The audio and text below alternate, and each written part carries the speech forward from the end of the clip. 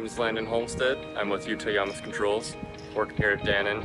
We have remodeled their entire access control and surveillance system, and we used some Surefire wireless bridges for mustering for emergencies, and they were extremely useful in doing so. Saved us a lot of money, a lot of labor, just to get that working as fast as possible.